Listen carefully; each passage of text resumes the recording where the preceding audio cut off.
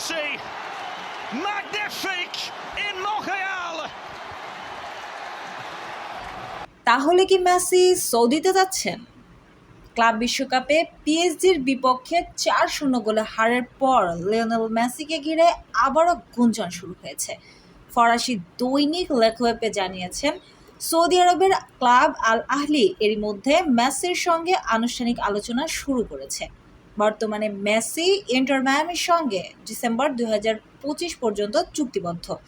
তবে চুক্তির মেয়াদ শেষে তাকে দলে নিতে চায় আল আহলি। লেকোয়েপের শিরোনাম ছিল মেসির নতুন দ্বিধা, যেখানে বলা হয়েছে মেসি মায়ামিতে থাকবেন নাকি সৌদি প্রলোভনে পা দিবেন সেই সিদ্ধান্ত নিয়ে দ্বিধায় রয়েছেন। এর আগে 2023 সালে পিএসজি ছাড়ার পর আল হিলাল তাকে প্রায় $1.4 বিলিয়ন, প্রায় 1,70,000 কোটি টাকা প্রস্তাব দিয়েও রাজি করাতে পারেনি। সে সময় মেসি যুক্তরাষ্ট্রে বসবাস করতে যাওয়ায় প্রস্তাবটি প্রত্যাখ্যান করেন। আল আহলি এবারও মেসিকে দলে নিতে সর্বোচ্চ চেষ্টা চালাচ্ছে। জানা গেছে 2034 বিশ্বকাপ আয়োজনের অংশ হিসেবেই মেসিকে চায় সৌদি আরব।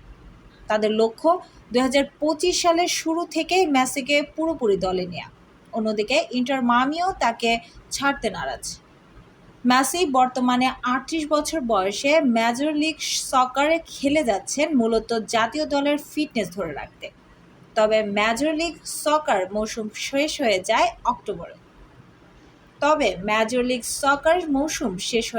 অক্টোবরে।